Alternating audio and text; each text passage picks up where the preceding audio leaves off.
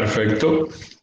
No quería prender la cámara, pero me gusta más con la cámara. Bien, voy a presentarles entonces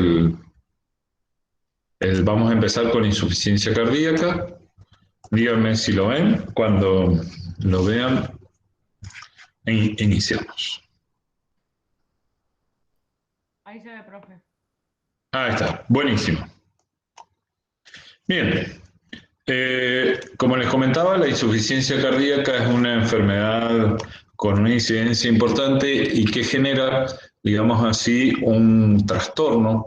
Ahí en el gráfico están dibujados dos corazones, uno sano y uno enfermo con las cavidades dilatadas, y es la expresión. En realidad tenemos varias causas de insuficiencia cardíaca, pero vamos a ver los fármacos que utilizamos para el tratamiento. ¿Cómo se define en realidad insuficiencia cardíaca? Insuficiencia cardíaca es un síndrome, no es una enfermedad en sí. Es decir, que va a ser un problema que se genera por diversas patologías. Yo les mencionaba virus, parásitos, radiación, enfermedad coronaria, hipertensión, que van a terminar generando en los pacientes esto que llamamos insuficiencia cardíaca, que sería la incapacidad del corazón de bombear sangre en los volúmenes adecuados para satisfacer las demandas de metabolismo del organismo, y que si lo logra, si lo logra cubrir las demandas, lo hace a expensas de una elevación anormal de la presión de llenado de los ventrículos cardíacos. Es decir, tanto del ventrículo izquierdo como del derecho. Esto ustedes me dirán por qué. Porque cuando lo hago a presión elevada, lo que estoy haciendo es utilizar la ley de Starling al dilatar el ventrículo y lograr una mejor, digamos, fuerza de contracción. ¿Esto es relevante? Sí, es muy importante. Ese aumento de presión anormal, de presión en los ventrículos, lo que va a generar es, digamos, un aumento de la presión pulmonar, y por ende ese aumento de la presión pulmonar me va a generar aumento de la presión capilar, digamos en definitiva, y el aumento de la presión capilar va a desembocar en disnea y en edema. Entonces fíjense que normalmente un corazón normal, de tamaño normal, que cuando se agranda, lo que va a hacer es que aparezcan edemas y cianosis en las extremidades, disnea, derrame pericárdico y, lógico, rales en los pulmones.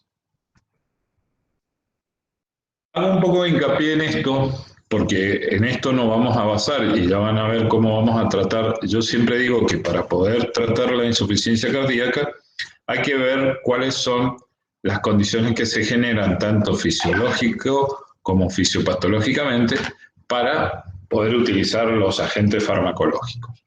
Entonces, fíjense que tengo el volumen de fin de diástole y el volumen sistólico, el volumen diastólico o final de diástole o volumen de fin de sístole, que sobre ello va a incidir la precarga, que es el llenado, la poscarga, que sería todo lo que se expone más allá del ventrículo en el momento de la contracción, y la contractilidad, sobre lo cual vamos a estar manejando factores neurohormonales, simpáticos, parasimpáticos, es decir, las catecolaminas, teniendo por ende el gasto cardíaco o volumen minuto cardíaco determinado por el volumen ventricular, el volumen sistólico ventricular, que depende de la diferencia entre estos dos, el de fin de diástole y el de fin de sístole, por la frecuencia cardíaca. Fíjense cómo van a interactuar para determinar el volumen minuto o el gasto cardíaco final al final de la ecuación.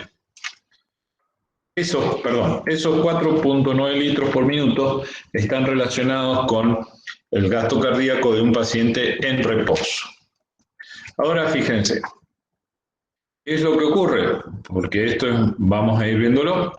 La insuficiencia cardíaca va a disminuir el gasto cardíaco con hipertensión, va a aumentar la presión venosa central, por eso tienen ingurgitación regular los pacientes, y eso va a generar disminución de la perfusión y aumento de la presión en la vena renal, que a la larga va a afectar la función renal. Nosotros tenemos un síndrome que se llama cardiorrenal, donde las afectaciones, siempre decimos que las afectaciones cardíacas provocan daño renal y las afectaciones renales provocan daño cardíaco. Es decir, fíjense que hay una interacción, aparte de un montón de factores más. Después tenemos una sobrecarga del volumen, que va a ser útil el tratamiento con furosemida, y la activación neurohormonal, que va a generar fibrosis intersticial, lesión tubular y pérdida de nefronas, y por lo tanto hablamos al final de alteraciones a largo plazo en la función renal. Fíjense que sobre todo tenemos reducción de gasto cardíaco, aumento de la presión venosa, sobrecarga de volumen y la activación del sistema neurohormonal, que es muy importante. Este es un resumen, creo, de Goodman, pero está muy bueno, sobre el cual nos vamos a basar para hacer el tratamiento. Yo voy a resumir el cuadro y vamos a ir viendo cada utilidad. Fíjense, la insuficiencia cardíaca disminuye el gasto cardíaco y activa el sistema nervioso simpático. La disminución del gasto y el sistema nervioso simpático activan renina, angiotensina, aldosterona, que es el sistema renina, angiotensina, aldosterona, que esto va a provocar aumento de la retención de sodio y agua y aumento de las presiones diastólicas cardíacas, que esto lo habíamos visto recién, que a veces lo logra a expensas de esto. Fíjense que el aumento del tono simpático también va a generar disminución del gasto cardíaco al aumentar la poscarga, y la vasoconstricción, aumento de las presiones diastólicas. En definitiva, un remodelamiento cardíaco que va a hacer un circuito de insuficiencia cardíaca que va a generar, digamos, un daño permanente y un mal pronóstico. Este es un cuadro que yo también quería verles: estimulación simpática sobre las células J del riñón, renina, angiotensina, angiotensinógeno, angiotensina 1, angiotensina 2, y sobre esto la aldosterona, receptores AT1, AT2. Les digo porque esto lo vamos a ver: los inhibidores, la quinasa 2, la enzima convertidora, va a generar por un lado la transformación de bradiquinina y por el otro lado la acción de angiotensina 1, angiotensina 2. Esto es importante porque tiene relación con los inhibidores de la enzima convertidora. Estos es el listado de los medicamentos que más se utilizan en la insuficiencia cardíaca, y vamos a ver que tienen un fundamento. Inicialmente, la insuficiencia cardíaca ha pasado por distintas etapas. Ustedes miren cómo. Inicialmente solamente se trataban los síntomas, como era el edema, al principio del tratamiento de la insuficiencia cardíaca, pero se veía que los pacientes no mejoraban. Posteriormente se planteó que había una pérdida de la fuerza de contracción y de la capacidad de bomba, por lo cual empezaron a usarse medicamentos para aumentar la contractilidad. Lo más reciente pasó posteriormente al tratamiento neurohormonal, donde la afectación del sistema renina-angiotensina-aldosterona por estos medicamentos, que son favorables, y también por inhibidores de la neprilesina, y por último también el efecto adrenérgico con el uso de los beta bloqueantes. Ustedes piensen que allá antes de la década del 80, utilizar un beta bloqueante de una insuficiencia cardíaca era reducirle la contractilidad del corazón, por lo cual era considerado contraindicado. Hoy en realidad los usamos y hay un grupo de beta bloqueantes muy útil que han demostrado reducción de la mortalidad a nivel de insuficiencia cardíaca. Fíjense, para mencionar, acá están las dosis de comienzo y las dosis objetivos de IECA, para mencionar enalapril, lisinopril, ramipril, los más y el más nuevo perindopril, ARA2, bloqueantes del receptor de la angiotensina, que esto ya los habíamos visto con hipertensión, por ejemplo, valsartán, losartán, candesartán, diuréticos bloqueantes, es decir, del efecto aldosterónico, como la espironolactona y esplerenona, como más nuevo, los inhibidores de la neprilesina, sacubitril, valsartán, y los beta bloqueantes, los más utilizados, carvedilol, bisoprolol, metoprolol. Y por último, la ivabradina. Pero más o menos tengámoslos en mente. Ahora lo vamos a desarrollar. Ahora bien, ¿cómo hacemos? ¿Dejamos de tratar la fuerza de contracción y el volumen? No, hacemos eso y les agregamos otros efectos. Entonces, los diuréticos, que ya vamos a entrar en más detalle, lo que harían los diuréticos es actuar a nivel de distintos mecanismos. Fíjense, a nivel de, digamos, del túbulo colector, aquí, a nivel del túbulo distal, a nivel del asa de Henle y lógicamente en el túbulo contorneado proximal, en el distal. Bueno, ustedes van a ir viendo que vamos a utilizar distintos diuréticos de acuerdo al efecto que queremos lograr. En el asa de Henle, el más potente va a ser furosemida y vamos a ver cómo también los ahorradores de potasio en el túbulo colector van a generar, digamos, un efecto beneficioso. Vamos a entrar más en detalle, pero esto es como para hacer una introducción, ya que después de esto vamos a hablar solamente de diuréticos para que ustedes tengan un conocimiento mucho más acabado. Fíjense, los diuréticos del asa son inhibidores del cotransporte unidireccional del sodio-potasio-cloro, entonces eso genera mayor disposición de sodio dentro del túbulo y va a aumentar el volumen, son los más potentes. Después tenemos el otro importante, los inhibidores, digamos así, los ahorradores de potasio, que ya lo vamos a describir con detalle, que son los dos más utilizados en insuficiencia cardíaca. Entonces, ¿qué generan los diuréticos? Una mejoría sintomática a corto plazo, mejoran la capacidad de ejercicio, disminuyen el riesgo de hospitalización y lo hacen eso a expensas de reducir el volumen plasmático, lo cual está bueno, sí, está muy bueno, pero no mejoran mayormente la mortalidad. Eso hay que tener en cuenta, sobre todo que el más utilizado es furosemida. Cuando tenemos pacientes, hay una marca muy conocida, y a lo mejor ustedes si en una guardia dicen ponerle un Lasix, que es una de las marcas, pero es la droga es furosemida, que es el más importante, e inhibe la proteína transportadora del ion específico, el SIM portador sodio-potasio-cloro, aumentando el aporte de sodio y líquido al final de la nefrona. Los diuréticos del asa son los más potentes. Sí, después tenemos los tiazídicos que actúan en el nivel de cotransportador sodio-cloro en el túbulo contorneado distal, como la hidroclorotiazida, pero generalmente en insuficiencia cardíaca la usamos poco.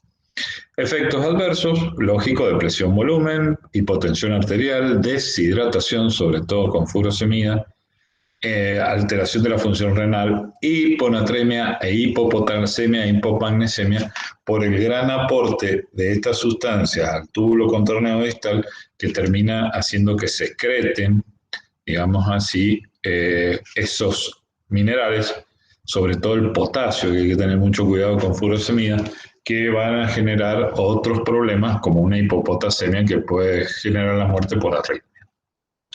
Fíjense, el mecanismo entonces, ¿sí?, es bloquear la acción del transportador paralelo de sodio, potasio y cloro, ¿sí?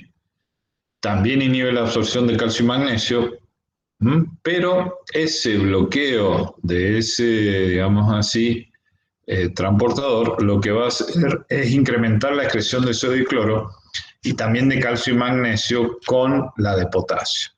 Entonces aumenta la capacitancia y aparte tiene otra característica. Esto es muy importante porque este es el más potente. Hay una cosa importante, que esto lo usamos en el tratamiento del edema agudo de pulmón. Aumentar la capacitancia de las venas periféricas cuando se coloca en bolo. Entonces en un edema agudo de pulmón lo que uno hace es aplicar un bolo de furosemida y reducir la, digamos así, la precarga al disminuir el retorno venoso por aumentar la capacitancia de las venas periféricas. Se une ampliamente a proteínas y el 65% se elimina como tal por la orina y la disponibilidad oral es del 60%. La mayoría de los efectos adversos están no relacionados con eficacia diurética, sino con anomalías del equilibrio hidroelectrolítico. Yo le diré que la hipopotasemia y la hipomagnesemia, sobre todo la hipopotasemia, suelen ser muy graves y es algo que hay que controlar regularmente en los pacientes que toman furosemida. Y, lógicamente, afectación en el oído a dosis muy alta puede generar daño a nivel del oído por la afectación de los electrolitos de la endolinfa. Pero es realmente el más utilizado en insuficiencia cardíaca, sobre todo descompensada, por la potencia que tiene.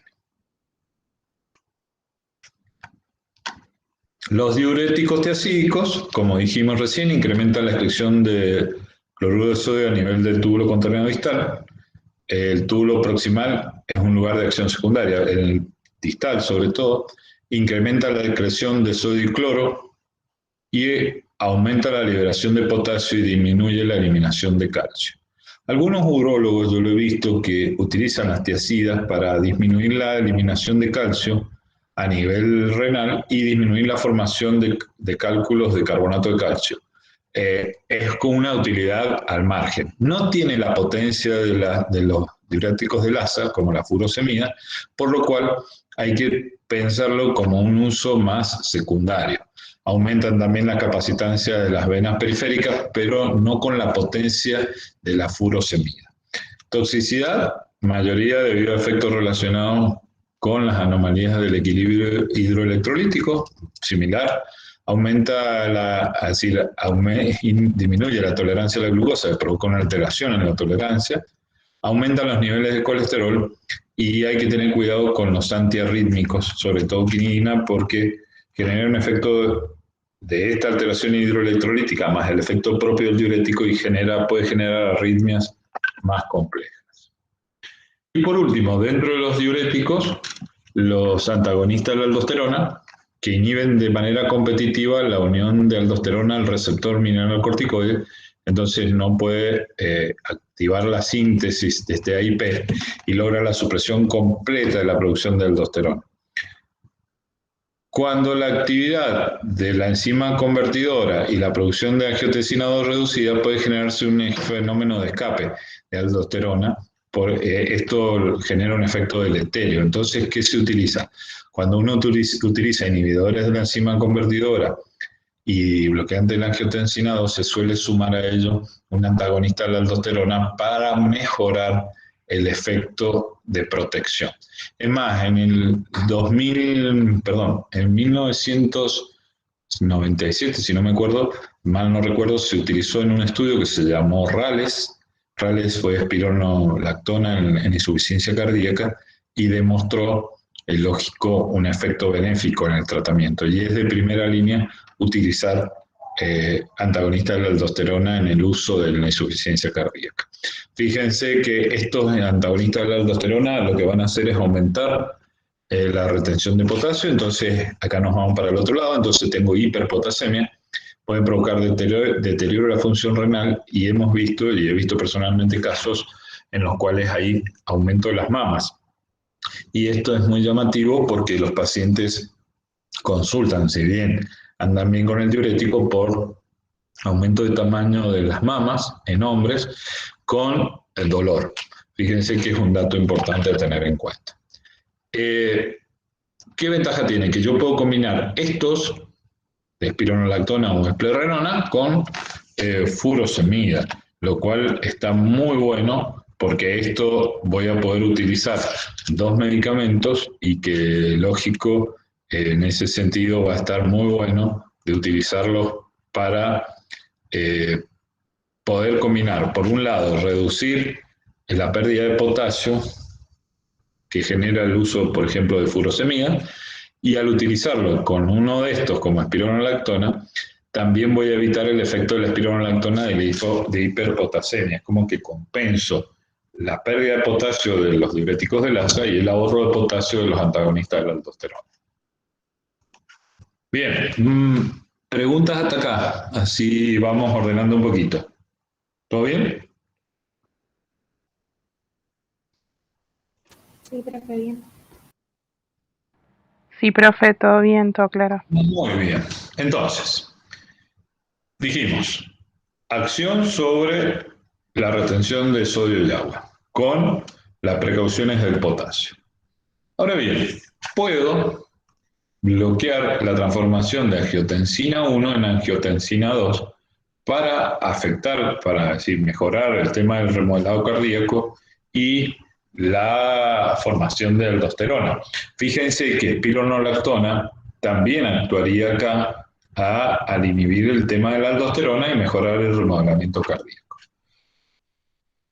Los IECA ya los hemos visto, los vimos en hipertensión, pero tienen una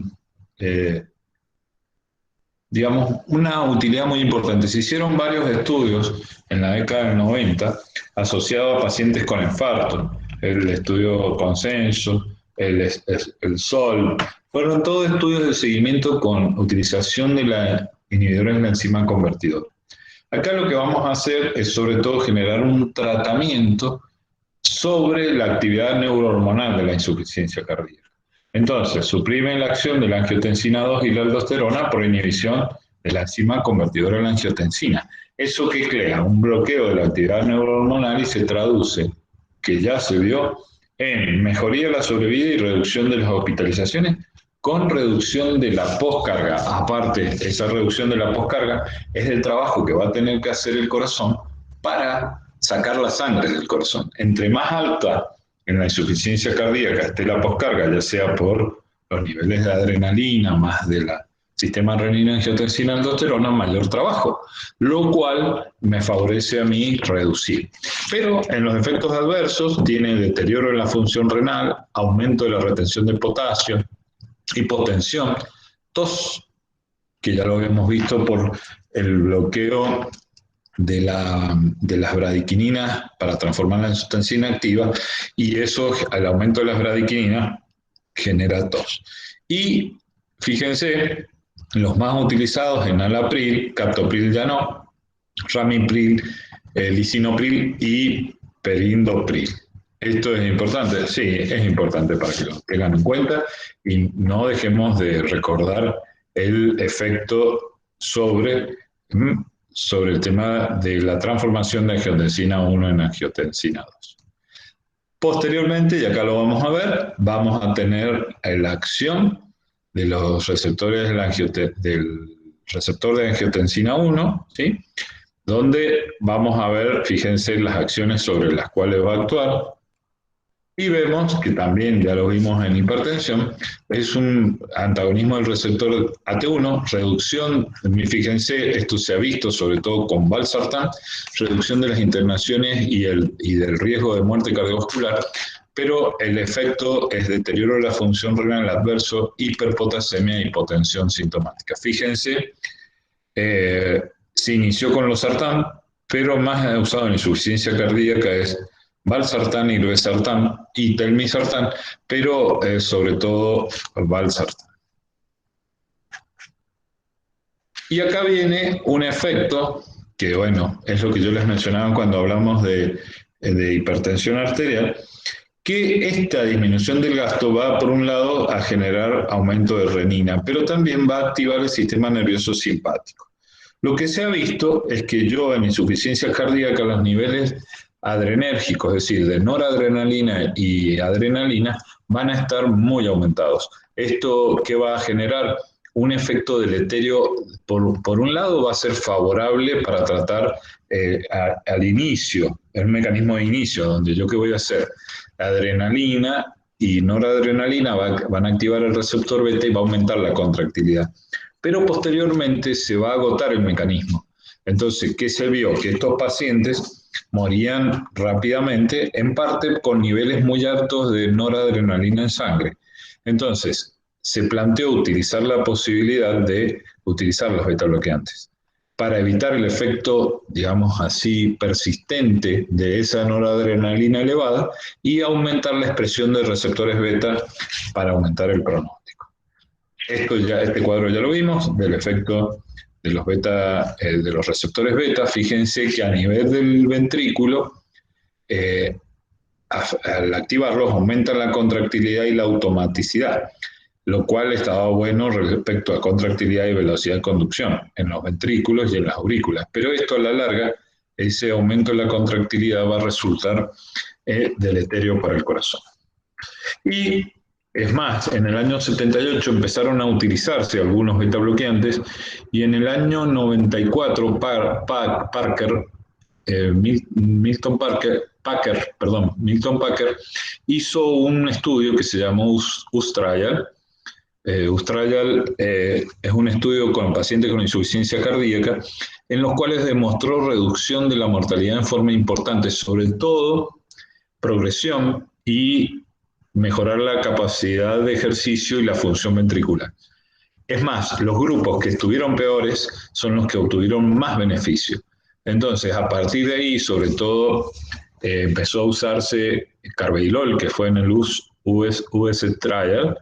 Después se utilizó bisoprolol en estudios como el CIVIS, CIVIS-1, CIVIS-2, CIVIS-3, que fueron estudios de progresión en insuficiencia cardíaca, y los que más se utilizan hoy son carvedilol y bisoprolol, metoprolol mucho menos. Los síntomas, hay que tener cuidado en el uso inicial porque pueden empeorar los síntomas de insuficiencia cardíaca por este bloqueo del receptor, la bradicardia, la hipotensión, fármacos y cefalea, para mencionar los datos que ustedes ya sabían cuando hablamos de hipertensión arterial.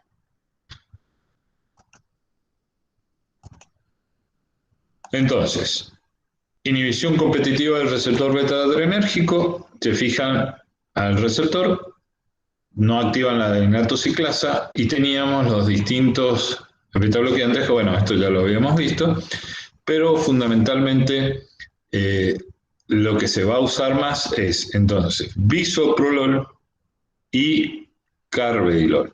El carvedilol tiene la ventaja de tener un bloqueo alfa, lo cual al bloquear el efecto alfa genera una disminución de la postcarga también.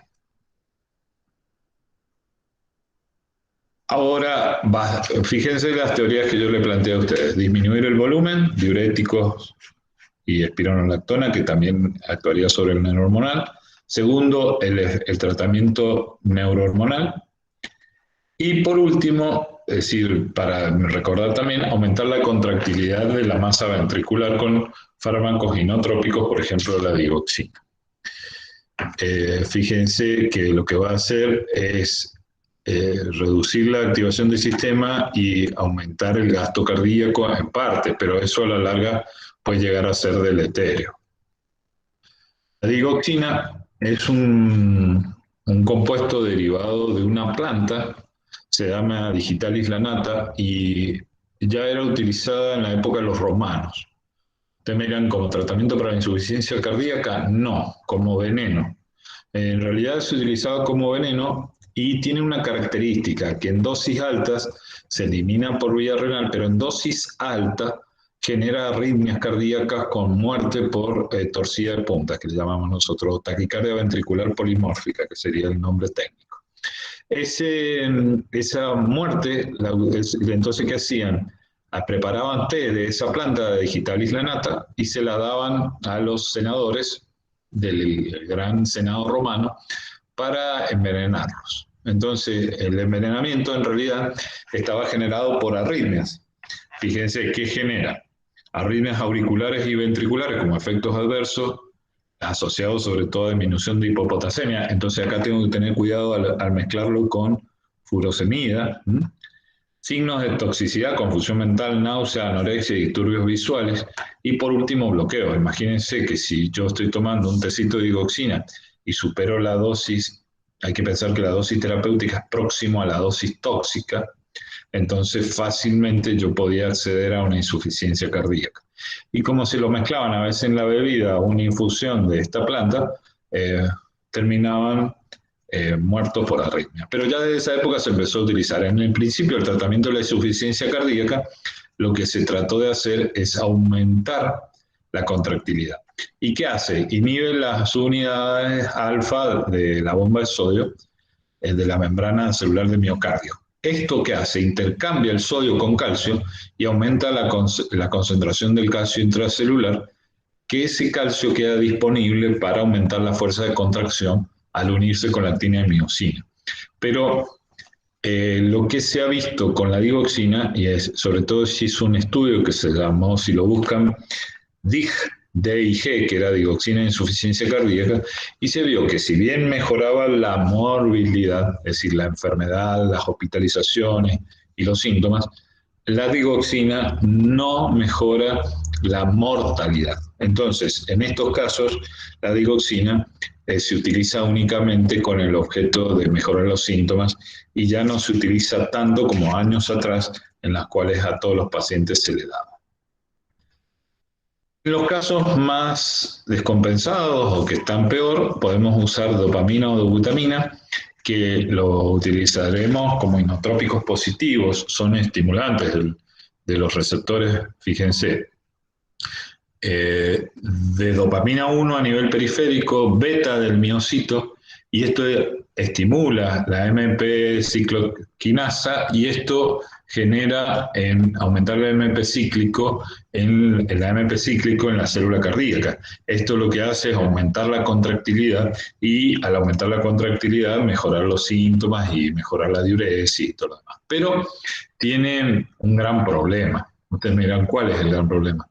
Que no mejoran la sobrevida de los pacientes. Es como un tratamiento para tratar, digamos así, de mejorar la contractilidad y mejorar los síntomas, pero no la sobrevida. Yo los puedo utilizar tanto la dobutamina, que es más sobre receptores beta, puedo utilizar la dopamina. Esto lo tienen que haber escuchado. Nosotros en la unidad coronaria lo utilizamos frecuentemente y son como un apoyo, dice, a corto plazo. Y fíjense que la dobutamina tiene un efecto sobre el receptor beta, pero la dopamina tiene, de acuerdo a la dosis, efectos distintos. A dosis baja, hasta 3 microgramos kilo minuto de infusión, provoca dilatación del músculo lisovascular y aumenta el flujo renal. A dosis media, entre 3 y 10 gamas kilo minuto, estimula los receptores beta del corazón, por lo cual está bueno utilizarlos a lo mejor o en dosis baja o en dosis media. Ahora, en los casos de shock cardiogénico, donde el paciente tiene una hipotensión persistente, yo puedo usarlo a más de 10 gamas kilo minuto y producir vasoconstricción arterial y venosa por el bloqueo del receptor, perdón, no por el bloqueo, sino por la estimulación del receptor alfa. Entonces, fíjense que yo lo que voy a hacer es aumentar la poscarga, es decir, voy a aumentar la resistencia para lograr mantener la perfusión de algunos órganos, pero esto es a dosis alta, es algo para utilizar por corto tiempo. Entonces, efectos adversos, aumento de la isquemia porque aumenta la contractilidad de la frecuencia, arritmias y aumento de la poscarga que a veces a la larga termina siendo contraproducente. Y la dobutamina, como les mencioné, también se usa para uso endovenoso. Es una mezcla racémica que estimula receptores beta 1 y beta 2. Con infusiones genera inotrópico al estimular los receptores beta 1, pero no tienen el efecto ni alfa ni delta, y sobre los receptores 2 puede provocar una disminución de la resistencia periférica. Entonces, está bueno porque la dobutamina es un poquito mejor que la dopamina, provoca menos arritmias y menos aumento de la poscarga. Fíjense, pueden provocar arritmias auriculares y ventriculares, aumentar la isquemia por este aumento de la contractilidad, pero generan tolerancia y rápidamente decae el efecto a partir del cuarto día de la infusión.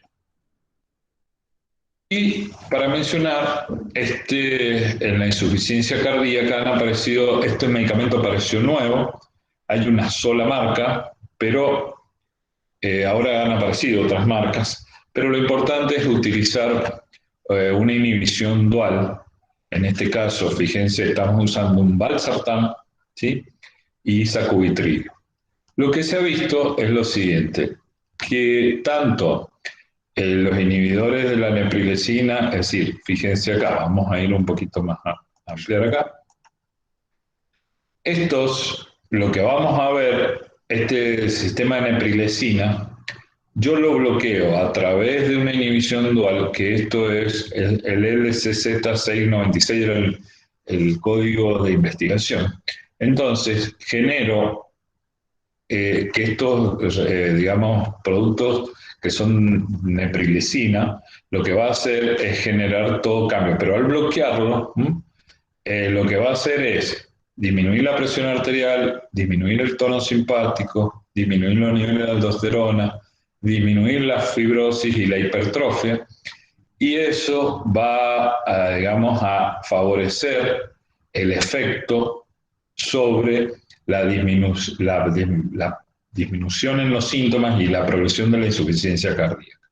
Es decir, va a mejorar el balance neurohormonal. Pero estos efectos disparan, por el otro lado, una respuesta anormal, que es la activación del sistema renina-angiotensina-aldosterona. Entonces, ¿qué decidieron hacer? Esa respuesta hacía lo contrario. Fíjense, al aumentar la angiotensina 2, producía aumento de la presión, aumento del tono simpático, aumento de la aldosterona, aumento de la fibrosis y la hipertrofia. Entonces, ¿qué hicieron cuando investigaron este bloqueo? Lo que hicieron es agregarle un bloqueante, ¿sí?, del sistema renina-angiotensina-aldosterona, o al menos un bloqueo sobre el receptor de la angiotensina. Entonces le agregaron un valsartán. Entonces, cuando uno va a utilizar sacubitrilo, utiliza valsartán, y esto favorece, digamos, la insuficiencia cardíaca y, en cierto modo, inhibe la hipertrofia celular y la fibrosis miocárdica. Que acá estaríamos actuando un poco más sobre la última etapa del tratamiento de la insuficiencia cardíaca, que es el manejo de la apoptosis y el manejo celular en la evolución de estos pacientes. Efectos adversos: hipotensión por valsartán, deterioro de la función renal, aumento del potasio y angioedema. Una sola combinación, que es la que tenemos, sacubitrilo-valsartán. Bien, me cansé. Si yo me cansé de hablar, ustedes de escuchar. ¿Cómo están? Preguntas.